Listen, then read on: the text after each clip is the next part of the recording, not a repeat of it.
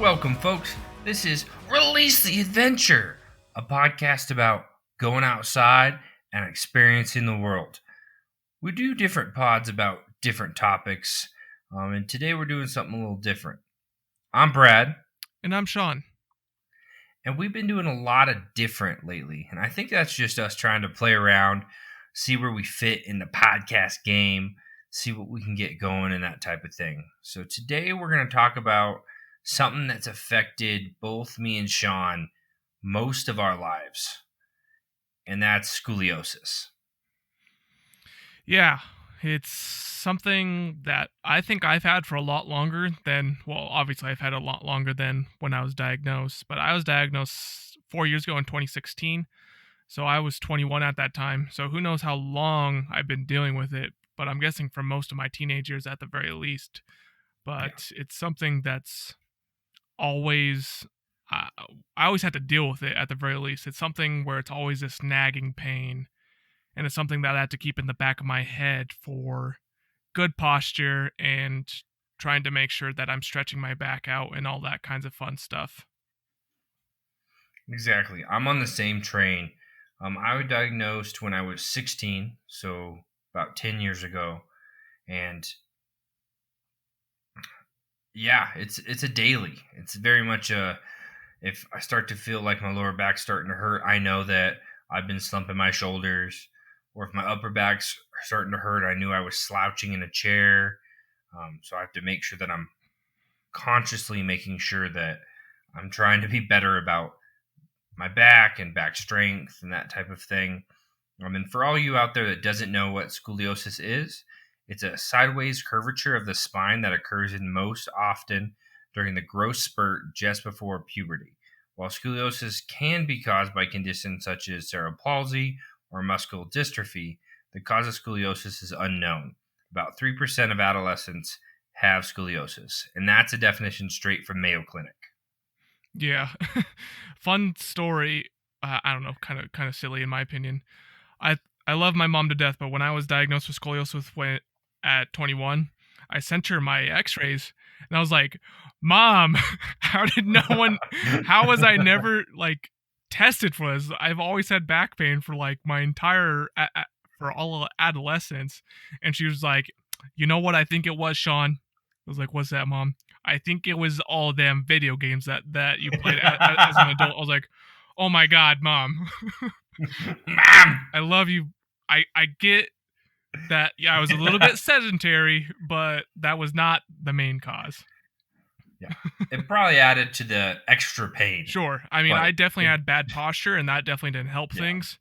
But like the Mayo Clinic definition says, is as you're having those growth spurts as an adolescent, it's growth spurting out the wrong way, you know.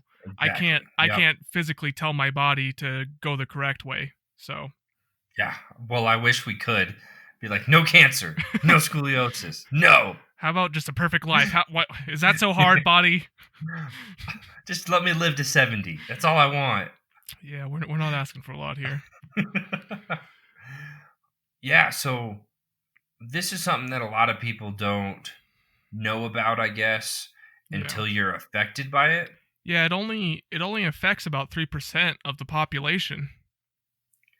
So, and that's a large number. Sure. But I think it takes, and I also think there's a lot of undiagnosed as well, that are a bunch of kids that are like us who played video games a lot. So they just go, you just sit bad. You just slouch in chairs. Yeah. Go out and run. You'll be okay. Right. Which, going and doing exercise, and there's a bunch of different exercises that we'll talk about today that help strengthen your back and your core, that mitigate some of that pain. Yeah. And I think that was a lot of things that happened for me while I was in high school, was when I was doing cross country and track, we were doing all these exercises. So then my back would just naturally feel better. Mm-hmm. And I wouldn't, the click wasn't there for me between click and boom. So I would do these exercises and then I wouldn't have back pain. But yeah. Yeah, so as we're going to figure out today, there's a lot that you can do right and a lot that you can do wrong for those people that are out there that are like us, that have scoliosis and that are affected every single day by this. And I'm hoping that you can gain something out of this by the end of it and learn that, you know what, I can still live a completely 100% normal life, and I'm not going to let this be the end of me. This is just something that's a part of my story. For sure, Shawn. That's a great way to think about it. So I guess let's start with some exercises of good and bad, I guess. Yeah, sure. So some things that have been proven to help: yoga, Pilates, which I still, Shawn, to this day, I've heard so many people talk about Pilates, and Pilates. and I've seen it, and I've like watched videos to try to understand, and I just like it just seems like extreme stretching Yeah. with some weightlifting. Yeah, I was offered every time I like try to sign up for a gym, they ask me like if there's any like concerns that I would have. I'm like, well, I have scoliosis, but you know, it's okay. They're like, oh, but have you tried Pilates though? I'm just like, no, please. Please, I don't know, but okay. Maybe No, we should. maybe we should try Pilates, but every Mhm. time I look at it, like you were saying, it's just like I don't know, man. Yeah, I think we should. We should find a day. We'll take one class. We won't commit to nothing. We'll go to one class and see how we feel after. Yeah, Pilates. Maybe I'm just making things up, but in my head, when I think of Pilates, I think of like a yoga class full of women, but it's all like old women instead. So then it's just like it's extra weird for like a young adult man, you know. We're in our 20s and here for the Pilates. Gotta get those Pilates though. Yeah. But yeah, I And mean, then just core strength exercises will help yep. you out a And don't lot. forget about swimming.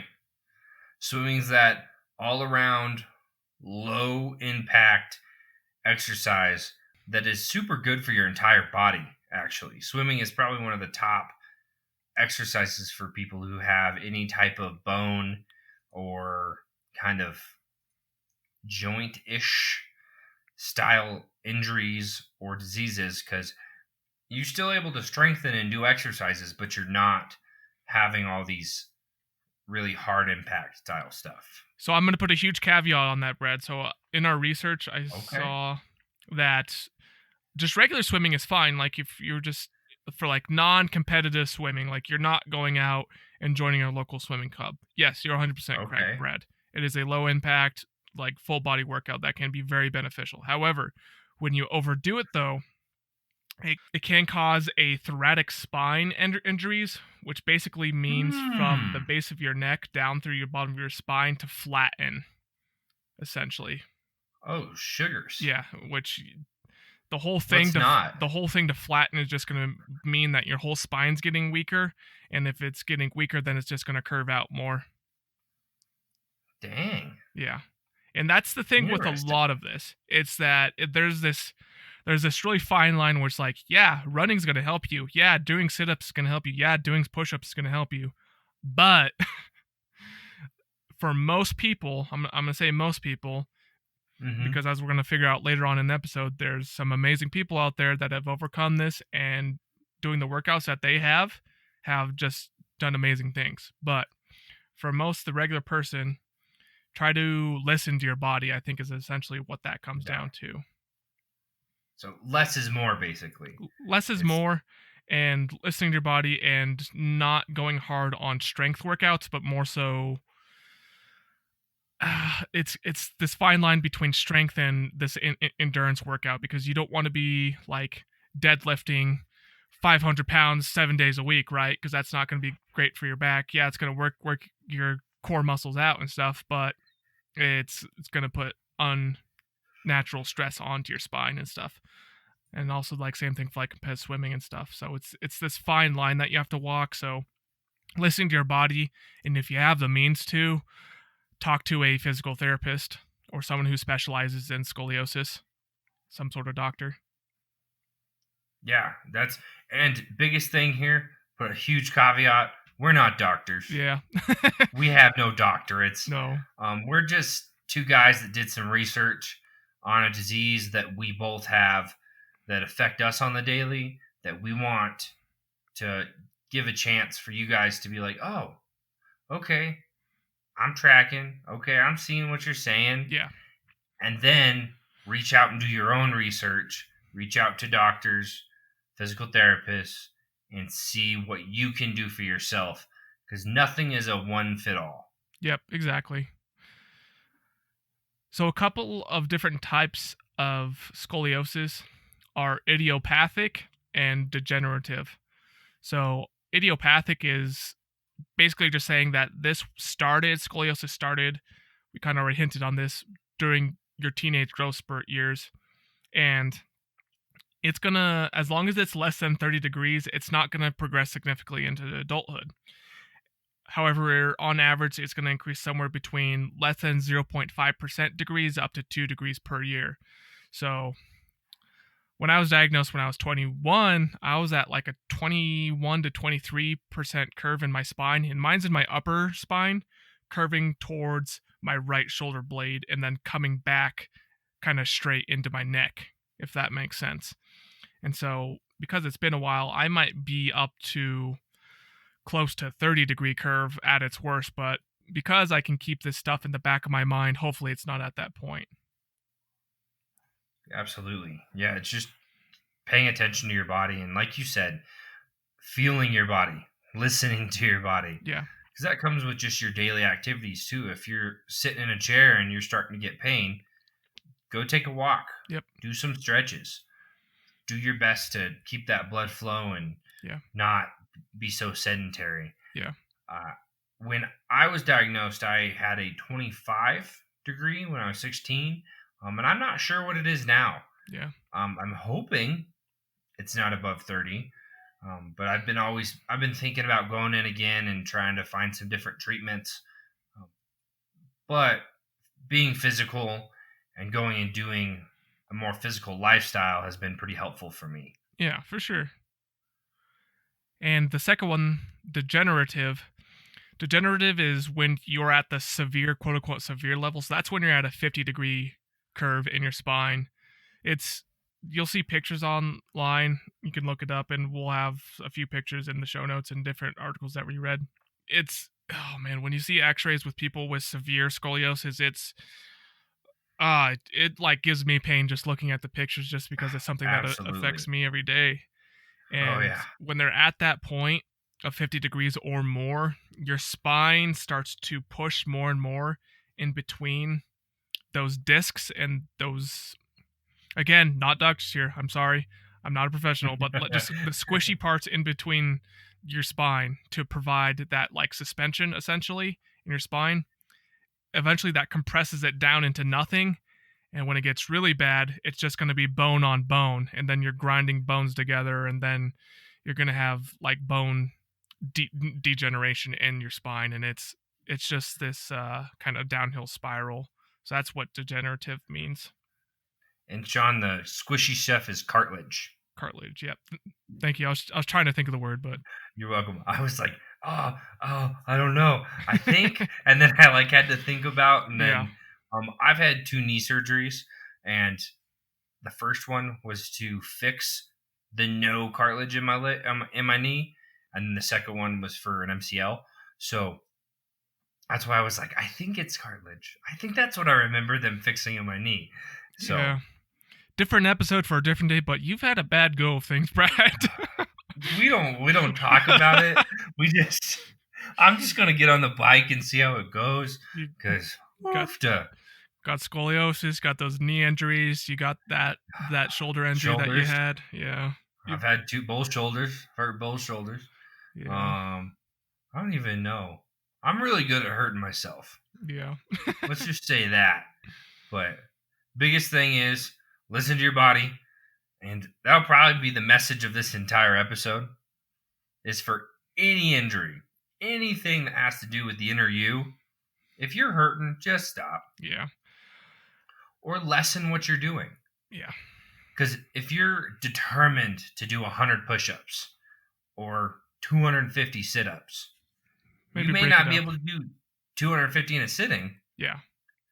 But do as many as you can, then stop for a half hour. Yeah, break it up throughout the day. And also, like, if you're someone that works an office job 9 to 5 and you're stuck in your chair all day, see if your job can get you one of those standing desk converters where they put your screen Yep. monitor on the little riser thing.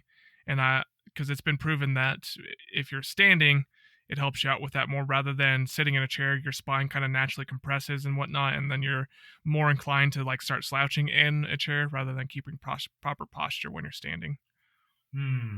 Nice. Yes. Also, bouncy chairs. The bouncy ball chairs. I don't know if you guys have seen those. But they really help with posture because there is no slouching or you're going to fall on your butt. Yeah, that's true. So those are always good if your office allows them. I work a sedentary job. I sit at a computer all day. So these are the type of things that I've been looking into to try to get my office to buy me a desk. And I also brought in one of those balls, which helped quite a bit. Nice. Yeah, so a couple other things you can do to kind of help you out if you're one of the people out there that have scoliosis is you can look into a brace, you can look into nerve block injections, or just straight up back surgery. So, Brad, I don't know about you if you've looked into any of these things. I've looked into both braces and back surgery. I haven't looked into nerve block injections. When I was looking into a brace, the cheapest one I was able to find was like $6,500, like out of pocket. Yep. Insurance will pay for most of it. Right. That was after insurance. Oh, man. Yeah. Okay. So the one that I looked into was a little bit cheaper than that. It must have been my insurance or sure at the time of when I got into it when I was like 17, 18. Yeah. And it was still like $4,000 out of pocket. That's which for an 18-year-old. That was a no-go. Yeah, for an 18-year-old, even for me now, it's like, how the heck am I going to afford $4,000? You know? Y'all take payments? Y'all take a 60-month no interest loan because that's something that I could do.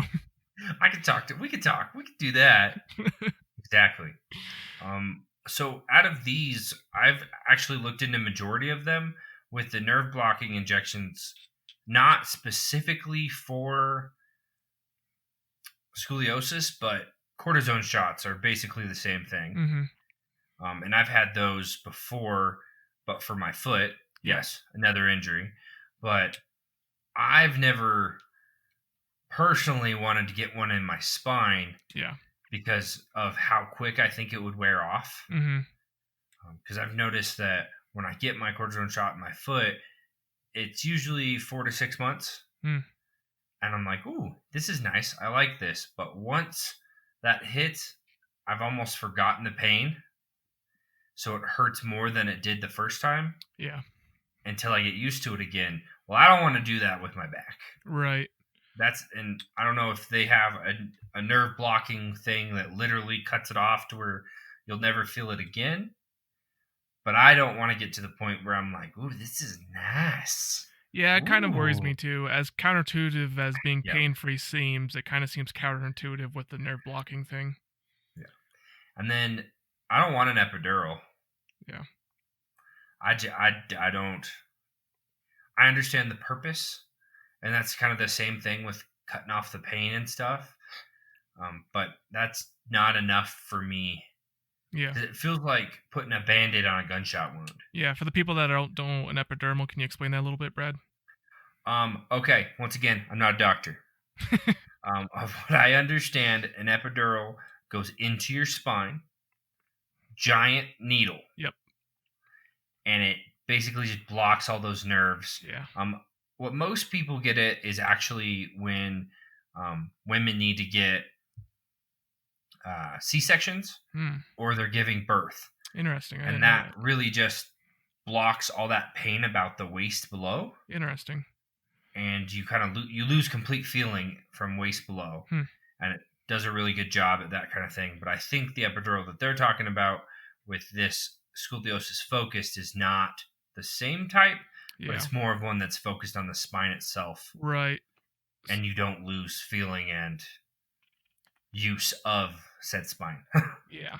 Yeah, that's exactly why I wouldn't want to do it, because I wouldn't want to lose like my lower half feeling, or even if it was slightly numb, I wouldn't want to be slightly numb from, the waist down. That doesn't sound great to me. And I know it wouldn't be permanent, or something like that. It would just be to temporarily be able to lose some pain and stuff. But I still, I've looked into a bunch of different things of like the hanging. What is the name of that seat? It's like a weird seat where you hook your ankles in and they flip you upside down. Oh yeah, yeah, I know what you're talking about. I've used some a handful of times and they're pretty fun. Mm-hmm. But yeah, I don't remember what they're called. Yeah. They're like inverter stretcher boards or something Yes. like that. Thank you. That was the word I was looking for. And like gravity stretches out your Yeah. back and helps loosen things up. And I've seen that work for a lot of people. And I think that would be a better, I guess, holistic view Mm. instead of going and being like, here, stab me with a bunch of needles. So that is a double good segue to what I was wanting to say. So number one, Send it, Shawn. Send holistic, and number two, stab me with a lot of needles. So one thing that I do every once in a while is get acupuncture into my back, and I just do the traditional needle method, not the laser one. And it's something that while if I had more money, I would do this once a week, and it would have a lot more help on me. But I do this once like every maybe like 3 to 5 months, just when I think about it, because a lot of times I forget about it and when I can afford it. But it's something that helps me for about 4 days at a time. But I think if I were to do it once every single week, I think it would have a lot bigger gains from it. And I just sit Mhm. there, I just relax in like this massage table essentially, and I just sit there with the needles in there for about 30 minutes and take a little nap, and that's it. So And Shawn, how much is that? Because this is something that I've been super interested in. But where I live, I'm up in the mountains, so I would have to drive about an hour and a half to get good acupuncture. yeah. So it widely varies. So the place that I go to is really awesome. So if you're around Fort Collins or Colorado area, there's a place called Com Unity, like COMM, capital U, Unity, right? And Okay. they have a sliding scale, pay what you want type of deal going on there. Okay. So I pay the minimum, and it's like $30, or it was. I don't really know what it's going to be like after Corona and how things are going to change and their prices and stuff, but it was around like 30 to Mhm. 35. And if you had a Okay. discount, because a lot of times they would do weekly specials where like if you come in and schedule time with this acupuncturist at this time, it'd only be $20. And so I would Ooh, try to okay. find those deals, and they constantly do those deals. But I've Nice. seen for like the high end places where you go into like massage parlors and stuff like that, I've seen it be Yes. like $75 for a session, which is a little too much. So if there's somewhere out there that has some sort of sliding scale or something like that, a lot of times there's also these group acupuncture places where Okay. you don't have like a private room, and so so instead of just hiring, so they would have one acupuncturist for like 10 people instead of having an acupuncturist for like each person, right? So then that helps drive down cost. So it's Oh, that okay. kind Yeah. of group mentality thing, and those can be a lot cheaper too.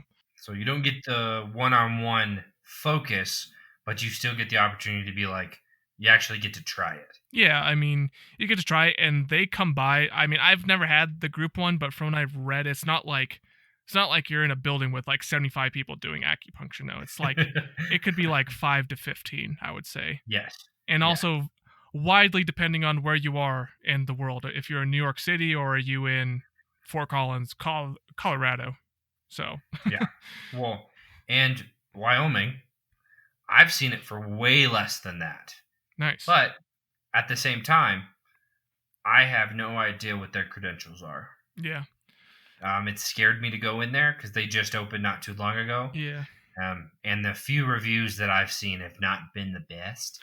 And Yeah, I'm a so little they're sup- worried of that. they're supposed to have a license. Acupuncturists are supposed to have a official license to do it. Hmm. However, Yeah. Wyoming's crazy, and I don't know. I hope they follow that law. They probably do. Medical wise, it would make sense, but yeah. Yeah. I'll probably come down to Fort Collins at some point and try it, especially with that sliding scale, hopefully, Yeah, because that sounds really nice and maybe my insurance can carry some of it. that'd be cool. So, yeah. Okay.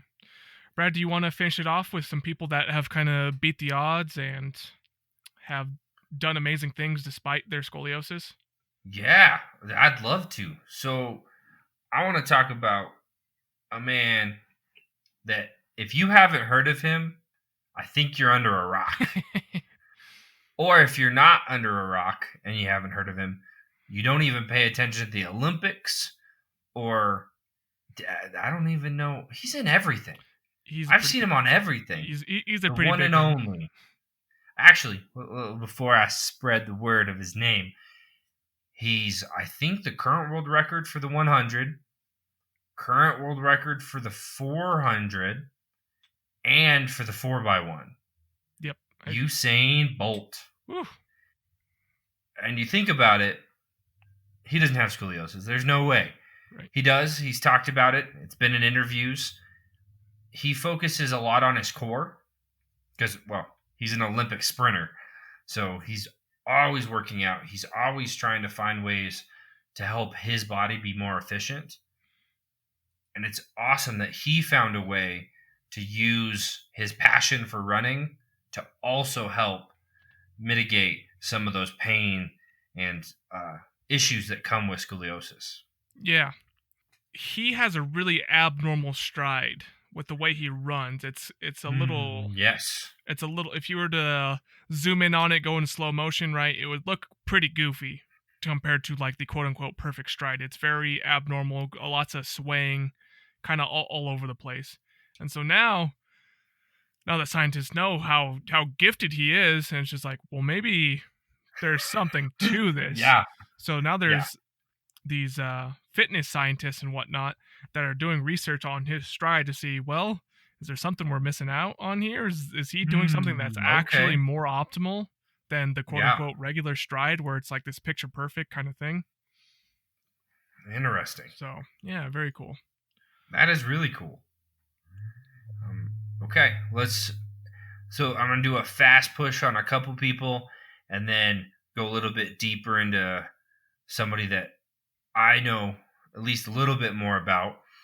Tracy McGrady, NBA All-Star, was given a 4 to 5 year lifespan on the NBA court, completed a 15-year career with scoliosis. Yeah, and not only that, somewhat topical. I mean, it's a little bit old news at this point, but Kobe Bryant said that Tracy McGrady was the greatest player he ever played against in Kobe Bryant's career. So this guy was no slouch, and Nope. in that 4 to 5 year lifespan, that was more like his NBA lifespan career. Just for clarification, not that the scoliosis was going to kill him. Yeah, no, on the court.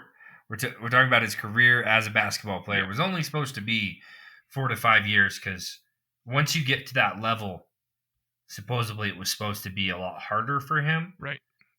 But I think he found the flow for himself that I think it breaks down to a lot of just caring for your body in whatever you're doing. Yeah, definitely.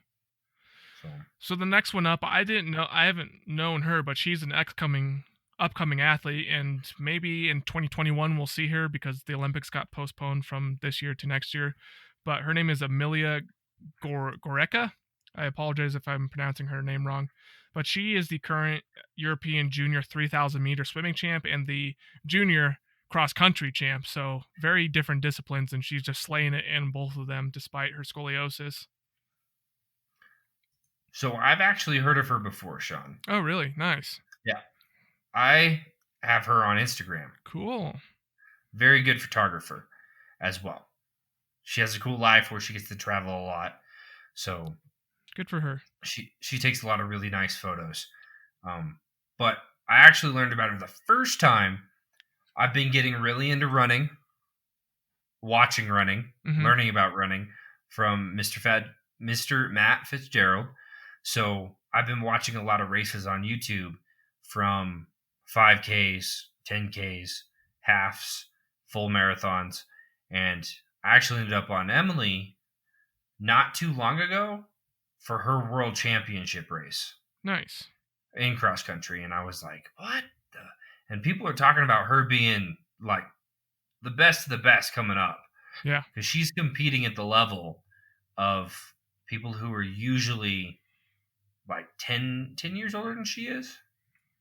So Yeah, for running is one of those things where you can usually age well into running sports. So I mhm, wouldn't be surprised if it's about that yeah, range. yeah. So it would be cool to see what she does with it. Yeah.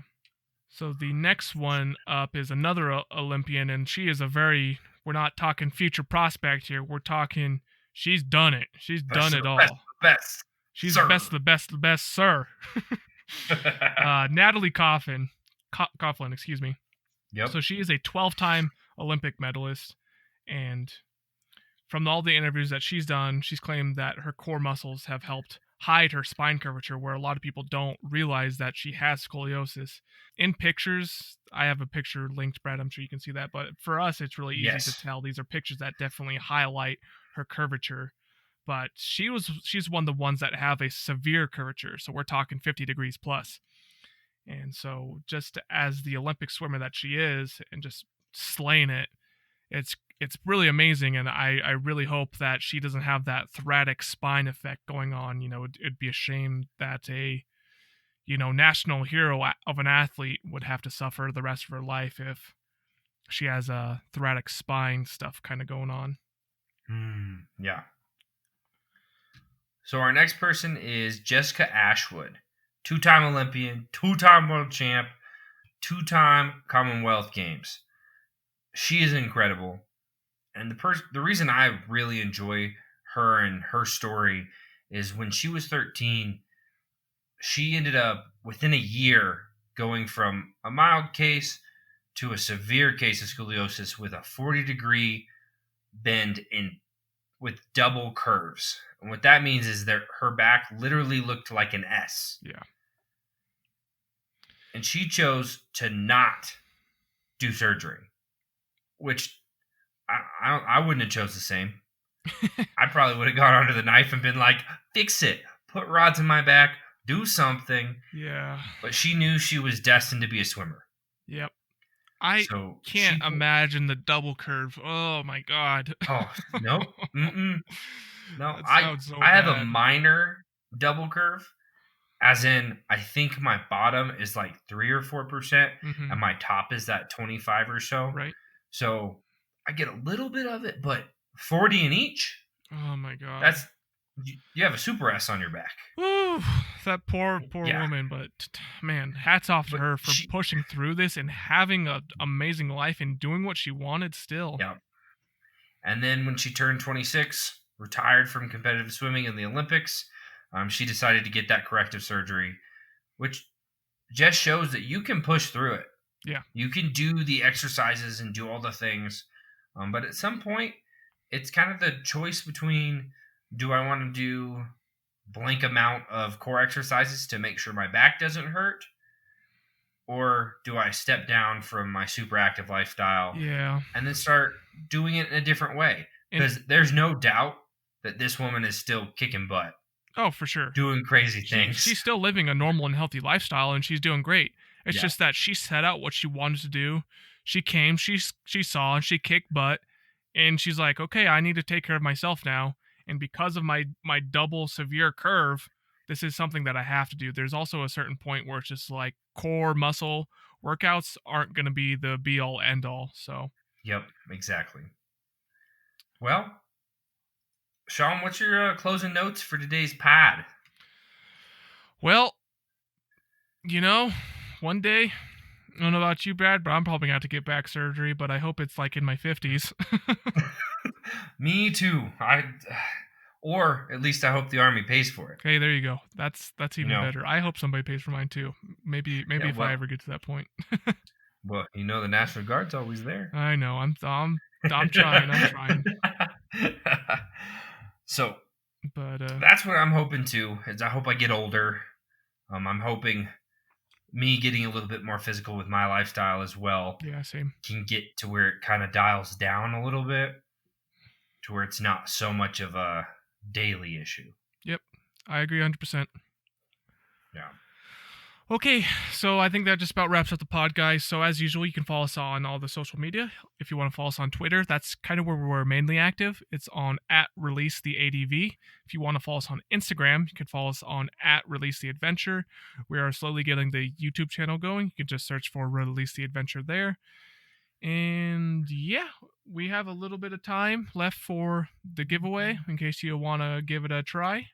But Yep. that mostly does it. And again, this is a grassroots kind of podcast, which is a couple normal guys with a passion. So if you guys really enjoyed this podcast, your guys' likes and more specifically you sharing this with a friend is the greatest gift you could ever possibly give to us. And Absolutely. I hate to sound like I'm Yep. pandering, but it would really mean so much to us if you shared this with a friend or family member who you thought would enjoy it. Because we're not out here to make millions. No. But we're here to help you and your family and your friends maybe learn a little bit. Yeah. Maybe try a new hobby. For sure. Maybe just do something that's just far enough out of your comfort zone that you felt like Bilbo Baggins going, I'm going on an adventure! And it just was enough that you got to feel something different for the day. That's kind of our goal here, is we're just trying to teach you and go for an experience. And we want to experience this with you. So sharing it with your friends, family, please help us out. And also, if you're just you're like, I really want you guys to talk about blank. Or if you want to just talk to us about the topics that we talk about, hit us up on Twitter. Yeah. Hit us up on Instagram. You can come on to the pod. Definitely get you here, get you talking, and we'll even just message you if you want to talk. For sure. So, we are Release the Adventure! And thank you guys for being here.